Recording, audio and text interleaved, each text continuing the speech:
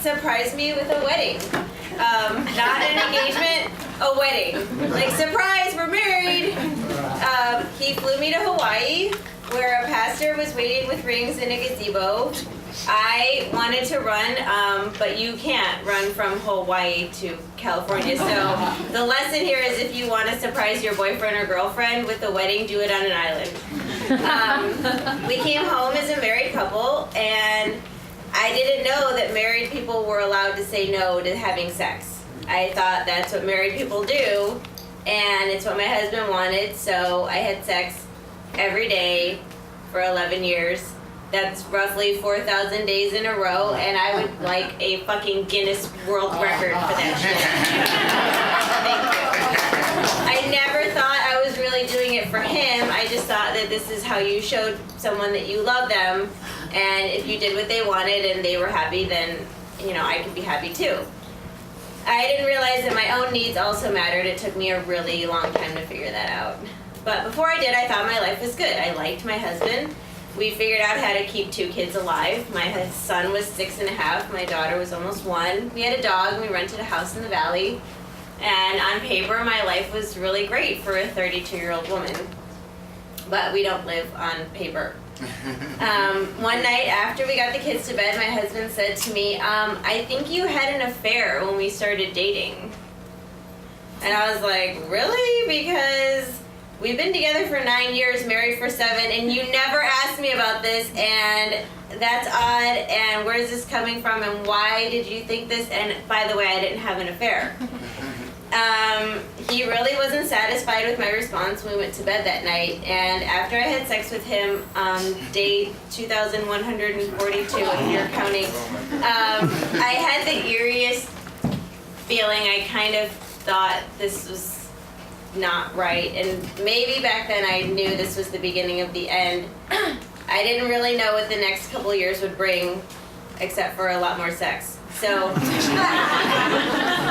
few days went by, and he brought it up again, but with this like really strange urgency, like he really needed to know if I had cheated on him 9 years ago. He was convinced that the affair was with this guy, Chuck, who I used to work with, and I assured him that Chuck and I didn't have the affair and that this was crazy. First of all, his name was Chuck, and he wore tank tops and smoked menthols, and I was not into him. And, you know, then my husband started recalling situations, events that never happened. He was giving me detailed accounts of text exchanges that I had supposedly had with Chuck, which was really odd since sexting was impossible on Motorola Razr flip phones. It would have taken me 20 minutes to type, "I love your dick." Something felt really wrong about all of this. I mean, what was happening to my husband? I mean, I thought, you know what, though, this will pass. Like, we've been through rough spots before. We've always come out of it stronger. But it wasn't passing. He continued on the truck train, full speed ahead. Every day he would ask me about it, ask me to answer questions I didn't have answers to. He was completely obsessed. I was feeling really trapped and overwhelmed and scared. Finally, one night he says that he wants me to take a polygraph test. Up to this point, I had not told anybody what was going on because I was protecting him because I thought I could fix him and fix the situation. But now that I was being hit with the polygraph like a suspect from a Dateline episode, I had to turn to my support team. So I talked to my therapist and my best friend Robin. Both of them told me that I should absolutely not take the polygraph test, that this was manipulation, that it's not going to change anything, that something really deeper was going on. But Ron wouldn't let it go, and everything changed, and he was angry and intense all the time with me, with the kids. He stopped playing with them. He was not fun to be around. The holidays were coming, and all we talked about were affairs and polygraph tests, and I dreaded going home, and I just thought, if I just take this test, it'll fix everything. So I told Ron I would take the test to show him I wasn't lying, that I didn't have anything to hide, and that this would just go away, and we can go back to fighting about other things, like the Christmas dinner or spending time with each other's family. So I went. I arrived for the big test, and I was greeted by a woman who I'll always refer to as Bertha, because I don't even know what her name is, but that's what it should have been. This woman, like, she was like the stereotypical female truck driver from like every horror movie that's ever existed. I figured she was probably really good at her job because like nobody would lie to Bertha ever. Like shit, I was like scared to tell her the truth. So Ron sent over his list of questions. Bertha strapped me in, gave me the test. Of course I passed. Feeling relieved, I got up to leave, and she said, "Sit down, we're not through." I thought, this is where she's gonna kill me. She said, "I've seen these scenarios before, and let me tell you, this isn't gonna end. You think it's over, but it's not. Take your 2 kids and leave. Leave this man right now. I'd better never see you in my chair again." She may as well have killed me, because I felt like I had just taken a blow to the chest. After the results, Ron was happy and apologized for accusing me of cheating and lying to him. But the apology was really kind of more like you get for someone drinking the last of the milk. But I thought, you know what, it's over, it doesn't matter, we can go back to our lives, and we did, but there was kind of this distance between us, except for when we had sex every day. We got through the holidays, and at the end of January, he said to me that he realized that the reason I was able to pass the polygraph test was because I had actually blocked out the affair. That I wasn't lying when I took the test because I really believed that I didn't have the affair, which made perfectly logical sense for a completely fucking insane person. Was my husband having some sort of psychotic episode? I mean, I knew he had ADD and depression, but this was crazy.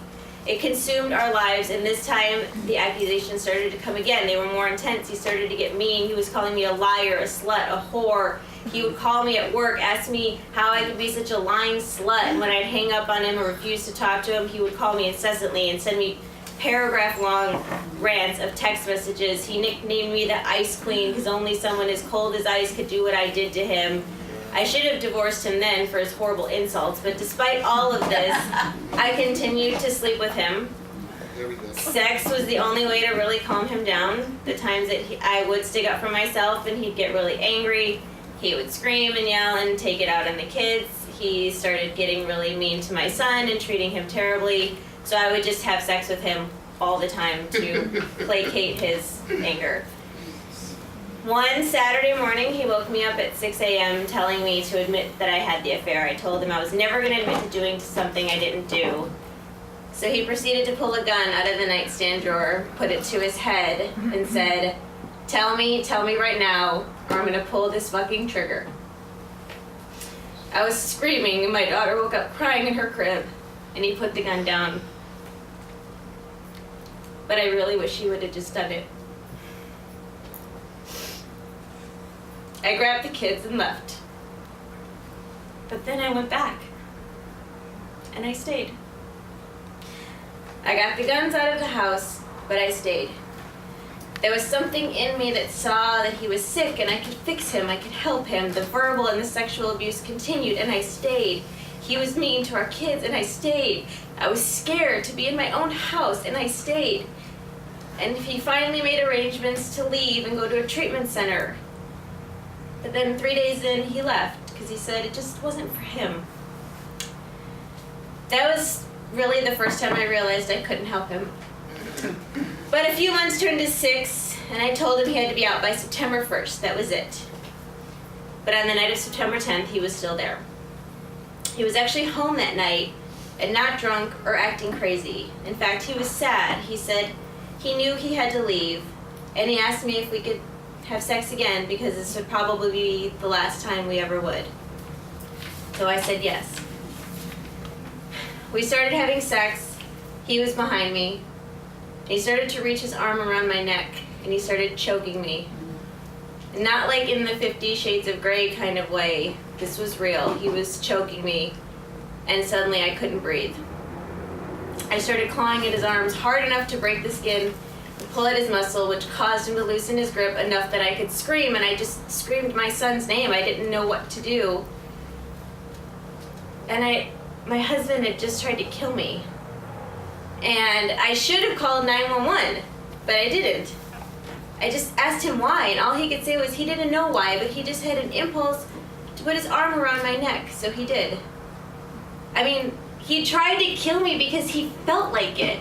Like, if only he felt like getting a better job or not being fucking crazy, it would have been great.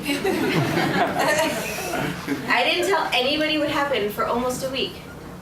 my sister-in-law called and asked how I was, and I just said, Ron tried to kill me, like out loud for the first time. And then I called Robin, and I told her, and they freaked out, both of them. They were freaking out, and I wasn't. I didn't freak out about this. But they pushed me to get Ron out of the house as fast as possible. I still didn't even have a voice of my own. They became my voice, and I just did what they told me to do. They came up with a plan to get Ron out of the house, and finally, 2 years after all of this started, Ron was gone. And I could breathe, and I could spend one day without having sex. And that's when it all hit me the night he left. I just sat and sobbed for hours. Not because he was gone, but because I finally woke up to my reality. Exactly 1 year ago today, November 18th, I filed for divorce. 2 of my amazing friends, Robin and Loren, came down to the courthouse with me, and we had champagne at 9 a.m. Sitting outside the courthouse, which I definitely recommend, open container in a police patrol lot. Ron sees the kids about once a month. That's his choice. My son's already in therapy, and I'm saving for my daughter's therapy now. These are my kiddos. I don't know what happened. Maybe he went insane. Maybe his brain was messed up from all the weed he smoked. Maybe he was always an abuser, and it just took me a really long time to see it. When I look back at who I was and what I did and how I lived, I don't even know this person anymore. I know now that I allowed myself to live in an abusive relationship because I felt like I could fix him. I felt like if I stayed and showed him what it meant to be loved and cared for, he would change. But in doing so, I lost myself along the way.